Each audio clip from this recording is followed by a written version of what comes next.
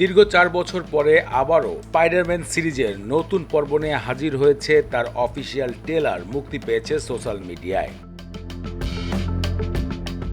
Spiderman band new day সাম্প্রতিক টিজারটি গণমাধ্যমে মুক্তি পাওয়ার পর দর্শকরা আনন্দ প্রকাশ করেছে। তবে এই টিজারের ভিতরে বেশ নতুন কিছু তথ্য দর্শকদেরকে আবারও ভাবতে শুরু করে দিয়েছে।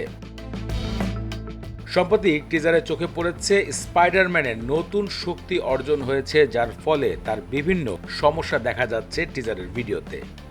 এবং একটা টাইমে দেখা যায় তার সামনে এবার জনপ্রিয় ক্যারেক্টার হাল্কের সাথে দুর্দান্ত মারামারির দৃশ্য।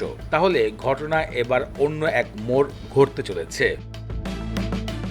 এদিকে একাক্ত জীবন কাটাচ্ছেন স্পাইডারম্যান, এমন দৃশ্য চোখে পড়েছে। ট্রেলারে পিটারকে অস্বাভাবিক শক্তি অর্জন করতে দেখা গিয়েছে, যেখানে স্পাইডারম্যান বারবার ভুল করছে, কখনো অ্যাক্সিডেন্ট করছে, কখনো ভুল করে কাজ থেকে অন্য জায়গায় চলে যাচ্ছে।